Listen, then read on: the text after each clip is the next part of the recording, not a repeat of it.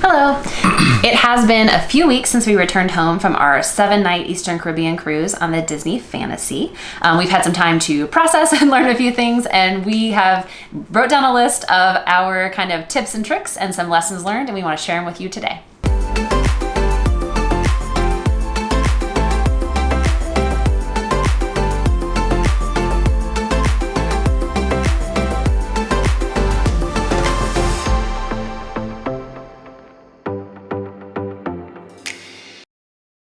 In this video, we're going to share some of our all-star items that we brought along with us on our Disney cruise. Things that we'll always bring every time that we go, just because they were so helpful while we were on there. We'll also talk about some of the things that we wish we didn't bring. They were going to just taking up space in our stateroom, and we just really didn't have time for that. And we'll also talk about things that we wish that we did bring. There were a few items that we kind of like, shoot, we wish we had that when we were there. And, just so if you're going on a cruise, maybe kind of just for helpful tips for you when you're going. Yep. Okay, so starting out with our all-star items, I sort of wrote them in order, but we'll just go down the list. I actually called out non-drowsy Dramamine, but I ran out. We loved it so much we used it all on the cruise, so I just have the regular Dramamine left. For us especially, we had pretty rough seas on our cruise for the most part, and non-drowsy Dramamine was our best friend. Yeah, so. I didn't think that I was going to need it when we were there, but it was just so much motion at some points that we kind of were like... I was so glad I had heeded the warnings of others, don't forget to bring it. Yeah. Also, a beach bag. I had made this one a number of years ago, just kind of a giant, just tote bag, honestly. Any kind will do. This one I did embroider with the Disney Cruise Line logo on because I was super excited for our Disney cruise. But really just a giant bag that honestly folds up into practically nothing in the suitcase, but came in use several times as we was just like, well, throw it in that bag, it'll fit. Yeah, even though you're on the cruise and everything is there's a lot of times where you kind of just need stuff with you. Yeah, we used that one for Castaway Cay, which was really nice. We actually even used it as a carry-on going home because we had a few extra things because we bought a lot. So, haul video linked. The next thing that we can talk about were magnetic hooks. We saw so many little... Every YouTuber that talks about cruising talks about yes. these. And, we kind of like, we didn't think that we would use them as much as we do. They were so helpful. Pro tip, stick them to the ceiling. Yes. Magnets have a stronger hold like this versus, shearing. Yeah. It also helped with the swimsuits too, because I kind of would hang like this, and you could hang up a swimsuit and it dried way faster because it's just, open air around it instead of against a wall. Yeah, so it worked really well. The bathrooms are pretty small. They have a, clothesline in there. It's just, there's not enough air movement. Yeah. The fan is not as strong as it could be. Yeah, but we hung all kinds of things. I would even hang, I think I had like a hook and I would hang like the hanger of like the dress I was going to wear that day or whatever. It was just really, really nice. And, it was super handy. Your hats, like those little things like that, just to keep them off the floor because the staterooms are pretty small. There's just not a ton of space. And you don't want to kind of clutter up the counter, a little bit of counter space that you do have. Yes. The next item is poopery. This was recommended by a handful of YouTubers before our cruise, and it was one I honestly always laughed at, and I was like, really? And then I thought, well, enough people have said it, maybe we should get some. And it was really nice to have this. It's a small space. The bathroom's small. The room is small. You just don't want things, being stinky. So it was great. I highly recommend it. Definitely make sure that's in your bag. And they even make travel sizes. So we'll link these down below. We actually got a small travel size in one of our fish extenders. Oh, that's true. We did. As a fish extender gift, we got like a little travel. And I was like, oh, wish I had known that. The next item that we brought was this USB hub. There's not a lot of outlets in the stateroom. I think we only had 3 I don't remember. in the whole Maybe room. 4. It wasn't a lot. Yeah. But they don't let you take on power strips just for fire safety and things on the cruise. So this has a little 4 USB plugs. So it was nice because on either side of the bed, we like to plug in our watches, our phones, our AirPods. Maybe your AirPods, yeah. And there's only one outlet on one side. And, you can only plug in 2 things in a normal outlet. So we bought this to kind of expand our things. And we brought this is very long, 15 foot or no, it's 10 foot long USB thing for your phone. So that way, like it was on your side, and then we could run it kind of behind the bed, and then I could also have yeah, my because phone. and I think we talked about this in our vlog, or in our room tour in the vlog, but there was an outlet only on one side of the bed on this particular ship. I don't think that's the case on like the newer ships, but on the Fantasy, it was just on one side of the bed, and so this turned out to be a really helpful thing to have, so that we could each have a phone kind of plugged in on our side, which was really nice. And let's see, last but certainly not least is probably our favorite item, which was our motion sensor nightlight. And it's so cute. It has a little cat inside of it. So when it's lit up behind it, there's like a little silhouette of a cat. It's so precious. Yeah, we probably could make it work. There we go. Oh, you can't see it. Oh, yeah. It's so cute. So it just recharges. And did you say that it's it's magnetic to the wall, because all of the walls are stateroom, or in the stateroom are magnetic. Yeah, so we were able to just put it on the wall with the magnet, and I think the first night we put it on like a little too close to the curtain, and because of the movement of the ship, the curtain kept turning it on. So I think I woke up a couple times and was like, oh, I think the night light is on. I could see a little bit kind of around the curtain. So we moved it to another wall later on, but it was so great because, and we were in an inside stateroom, so it was pitch black, in there dark when the lights are out, and so I would get up in the morning to get ready to go work out, and as soon as I kind of pulled the curtain aside and got out of the bed, it would turn on, and it was like just the right amount of light that it didn't wake you up, and it helped me make sure I made it safely to the bathroom. Yeah, it was much easier than trying to turn your flashlight on. Yeah, so much easier than trying to navigate with your phone and all that. So that was such a really cool item to have. Loved buying that. We bought that I think literally the week before. So, and I think I've already said it, but we will link to all of these in the comments. So if there's anything that you see that you'd like to purchase, we'll have a link below so you can access it easily. So now we're going to talk about a few things that we brought that we really didn't need or didn't use, and probably won't bring next time. Yeah. So the first thing were just kind of books, games, and activities. Too many. Kind of do. We thought that we would do. Have free time.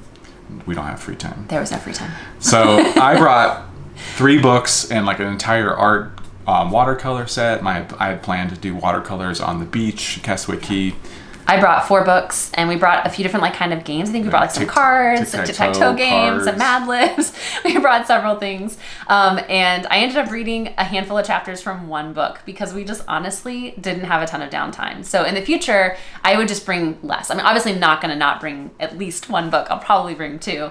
But just knowing that it probably won't be devouring books while I'm there, because I'll be busy. It was our first cruise, so we were kind of all excited and we wanted to try everything. Yeah. And the weather for our cruise was a little bit unique, because I mean it was February, so it was a little cooler, but there were a lot of storms in the area, so we had really high wind, so kind of just hanging out. Yeah, it was a little rain. I mean, we didn't really have like rain, but there were like days where it was just like not super pleasant to just kind of lay out by the pool necessarily and read a book, which is I think what I'd sort of envisioned in my head. So now we know. Next up was I think additional drinking vessels, right? We brought too many. So we had watched some videos. They talked about bringing obviously a drinking vessel for water, but also maybe like a little cup, because the drink stations, if you want soda, they have like little paper cups, and people were talking about, oh, you can just fill that up and take it with you, and it'd be a lot more convenient. But we don't really drink soda. We did drink soda a few days, and especially when our stomachs were a little upset. But we also I brought a drinking vessel for the alcohol, the beer that I brought. Yeah, I brought like a little wine, like a stainless steel one. But just too many. When the only time that we really utilized the alcohol we brought was going to dinner, and we kind of felt like not necessarily out of place, but like we didn't want to bring that like travel vessel and like on the table, so we went and got glasses from the bar. Right. So we didn't even need those. Yeah, so we really just felt like we brought too many. And I think in future, we would each bring a water bottle, because we will obviously use those, and probably 1 extra water bottle just to keep filled in the room so we don't run out. But honestly, other drinking vessel-wise, I probably wouldn't bring. Because we also did get, with our fish extenders, we actually ended up getting more cups for like kind of soda-type cups. So we would have been fine if we hadn't brought one anyway. So we ended up with just way more than we needed. So that's kind of a lesson learned. Another one that we overpacked, or at least I did, was shoes. I would definitely bring fewer shoes. I think I thought I would, wear different shoes every day. I'm not even that much of a shoe person. I'm not sure why I did, but I brought like 5 pairs of sandals, and I wore basically the same pair pretty much every day. Yeah, so. I wore my Vans every day. Just walking around the ship, like I know that you're in the middle of the ocean. You're kind of on like an island vacation, but walking around on the ship, honestly, to me, was more comfortable in tennis shoes versus like flip flops or sandals. So yeah. So know what is going to be comfortable for you, and then maybe bring like 1 or 2 pairs of shoes. You probably don't need like 4 or 5. And then let's see. Next up was the laptop. I'll let you talk about that. So obviously our situation's a little different. Being a vlog channel, we wanted. In a previous travel video that we had done, we had utilized the laptop as kind of a storage for our, offload content as we were recording. Yeah, because we only had a few SD cards. So we went ahead and brought it again, but we also bought more SD cards before going on the trip. So we really didn't need that storage. So I think that the laptop sat in this case the entire week, and we didn't even get it out. So I don't think we touched it one time. It would be a little different if we had like maybe a MacBook Pro that I can do some editing on, and like maybe doing that while we're on the cruise. But again, that might be go back to the reading thing that I might not have had time to do that. I would have to maybe do it at night. There's so little downtime after you go to bed. But yeah. So for future, we probably won't bring that. Just bring a couple extra SD cards, and then we're set on the footage. Yep. Yeah. Another thing that we brought with us that we honestly won't do again was alcohol. So if you don't know, Disney's policy for alcohol is for every adult over 21, you can bring either 2 bottles of wine or a 6-pack of beer. So we did bring 2 bottles of wine and a 6-pack of beer with us on the cruise, and honestly, wouldn't do it again. And it was more trouble, I think, than it was worth. So we felt like that. Obviously, for one, we were kind of obligated to drink that because we brought it with us, and we didn't. So we found ourselves missing out on a few things that we wanted to like. There were a couple times I would have wanted to drink maybe something different, and I didn't because I was like, well, I don't want my wine to go to waste. I did bring it. I had brought it kind of to bring every night or drink every night with dinner. So honestly, you kind of just felt obligated to drink what you brought, and I felt like we were kind of missing out on some things I would have liked. Well, to and try. we didn't even get to try the sommelier bin. Yeah, I've been so excited to try it. I never did because I was like, someone well, on the ship I had heard talking about it, and they were saying that they got like a very expensive glass of wine for just the sommelier price. And the sommelier bin is available for, I think it's like a $10 fee or something like that. It's really inexpensive. And basically it's wines that somebody has maybe purchased a glass of, and so they have it open and they want to obviously use it. So you can end up getting really nice, really expensive glasses of wine potentially out of the sommelier bin. Now you don't know what it is until they bring it to you. They will tell you after you've gotten it. And if it was a glass of wine that was priced at less than $10, you would pay the less than $10 price. So if that's just what happened to be in the sommelier bin. But if it's one that's more than 10, you still just only pay the 10. So it's a great deal. And I had been really excited to try it, but didn't get to because I brought my own wine. So, and then I also did the math on it, and really, I think we probably saved somewhere in the ballpark of like $50 to $100. It wasn't a huge savings for us, so I didn't really feel that it was worth it. It was a hassle on embarkation day to carry it on. It was also a hassle every night right before dinner because we couldn't just go from where we are to dinner. We had to swing by the room to get my wine. We had to find a place to get a glass, and it's like I would have probably preferred the convenience of just ordering a glass of wine at dinner or a drink or whatever. So that's something in the future we won't do again. So do you want to move on to the things that we wish we brought?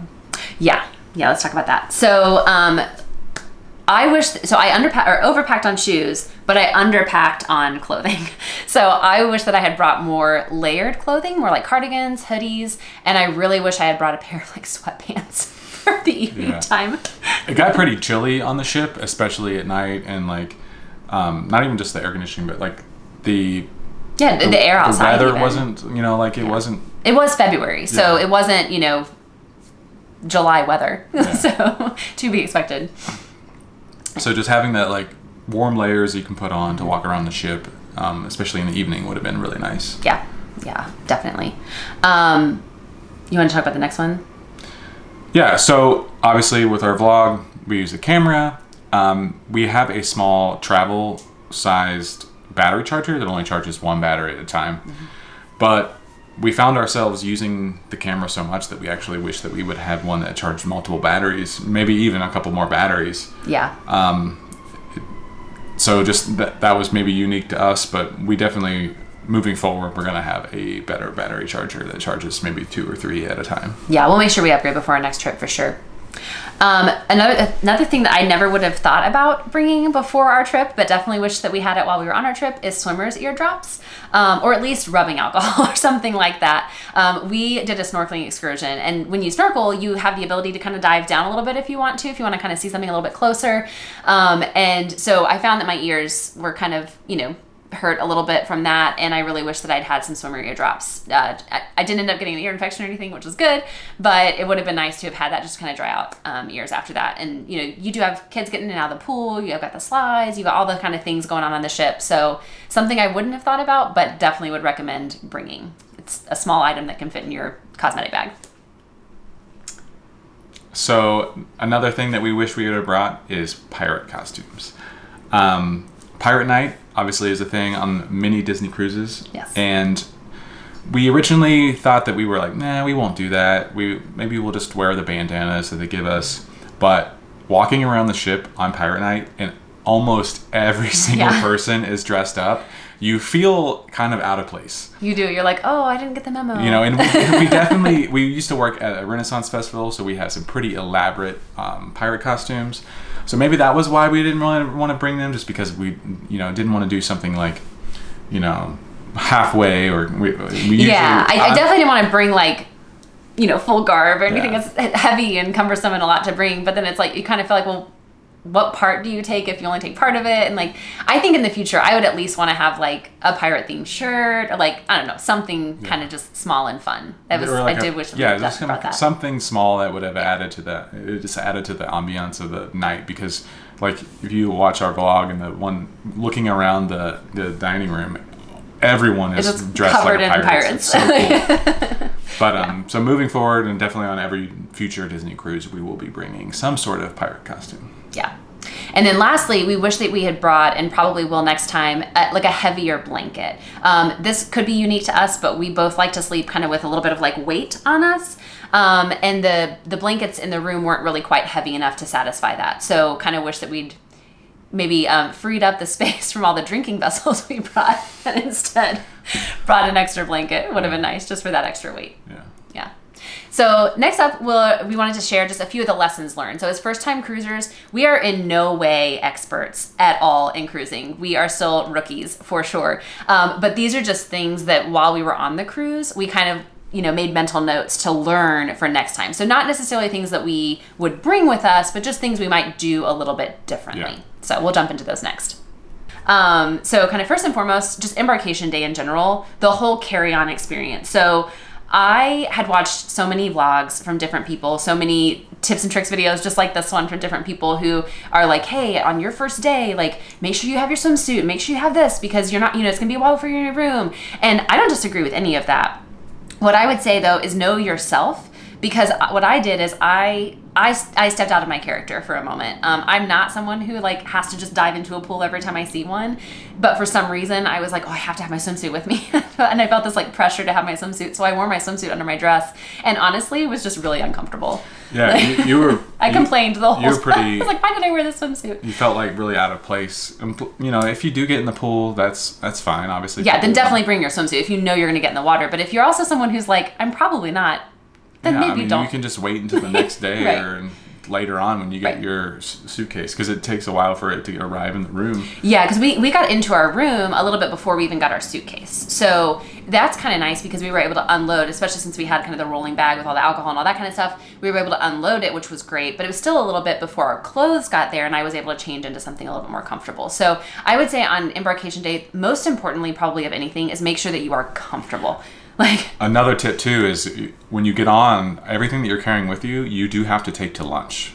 Yeah. Because I don't know if it's always, but the rooms are not ready until around. It's the afternoon. Lunch. I want to say it was 1:30 or 2, probably before the rooms were ready. So we had a rolling suitcase, 2 big we had carry-on a big bags, beach bag with the bunch of stuff in it. all around our table, and it was kind of cumbersome, and it would have been much easier if we just had one bag each. Just of the things that we need just for that day. We definitely overpacked for embarkation day, kind of over-analyzing maybe what we needed.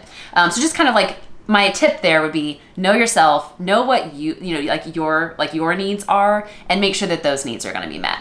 then that's what I would say. Next up was formal night. So I think it's formal night. They do like the captain's. I can't remember what they call it. But the it's like officers meet and greet for yeah. all of the officers of the ship. Yeah, and our lesson learned here is pro tip: free drinks that night. So yeah, they do walk around and give away drinks. We were walking to dinner. And you just turned around and I had a... Yeah, I was like, where did you get a drink They had from? Platters. They were like free drinks, free alcohol. I think it was like drink of the day. And then... They had a margarita. Some Prosecco. Oh, yeah, that's right. They had margaritas too. Yeah. So, pro tip, even if you don't go to it, like at least swing by and get yourself a free drink. So that was kind of nice. I also wanted to point out that the public restrooms had feminine hygiene products just available, like in a little basket on the counter. And I thought that was so cool. I was like, way to go, Disney. Because when you're out and about on a cruise ship, like nothing could be worse than having a moment and needing something and having to go all the way back to your stateroom to get it. So or I thought that was going really to the cool. store and spending... Yeah, or having to go to the store and spend extra money because it's, obviously less or more expensive there than it would be at home probably. So thought that was really, really cool of Disney that they provided that. And that was also true on Castaway Cay. I double checked. I looked because I was like, I wonder if they do it on the ship and at Castaway Cay, and they do. That's awesome. Yeah, I thought that was really cool. Another thing, we kind of talked about the seasickness and motion sickness with the Dramamine, but everyone says pre-treat, and I would say believe them. Yeah. We did not pre-treat, and that doesn't hurt. A regret. I mean, it's just taking some medicine. I think that I don't know, maybe it was just something in me that I'm like, I can survive without it. I'm strong. But I wanted to test it. I wanted to see. No, but it's like, why? Yeah. But then you just end up not feeling very good for a few hours while you're waiting for it to get in your system. Yeah, so. And then the maybe unique for our trip, but like the boat moved a lot more than I thought. And to me, I expected more of the up and down because I had been on smaller boats and stuff in the ocean. But honestly, the thing that affected me the most was in the back of the ship. I don't know if it had to do with being above the engines, but like in the tube, I couldn't even. Yeah. We couldn't even be in there. It was just too much. About the movement in that room that was too much kind of minor movement, like side to side movement, versus like if you were walking down, like when we were walking down the hall on that really bad day, like that wasn't that bad. Yeah, I think it just affected me more than I anticipated. So definitely pre-treat before. Listen to those who have experienced it. Pre-treat. So you want to talk about our room type? Yeah. So we did an inside stateroom. With the magic porthole. With the magic porthole. Do all of them have that? No. So the Dream and the Fantasy have the magic porthole. The Magic and the Wonder do not. I don't know about the new ships. I'm not sure what the inside staterooms are like on those ships. If you know, please comment below and let us know because we don't know. But I did want to try the magic porthole. So I kind of had instant regret after booking the inside stateroom, I'm going to admit. And I was like, I really wish we had done a veranda. I think that we would really get a lot of use out of that. We're not generally like hang out in our room kind of people when we travel. But on a cruise, it's a different kind of travel, I found, than how we might be anywhere else. So a lot of people that we've watched were talking about, like, don't worry about the room. You're not going to be in there that much. You're always going to be out. But we actually found ourselves like being drawn to want to kind of hang out there. Not a lot, obviously, but like. But I think sometimes I just crave kind of like alone time or just decompression time.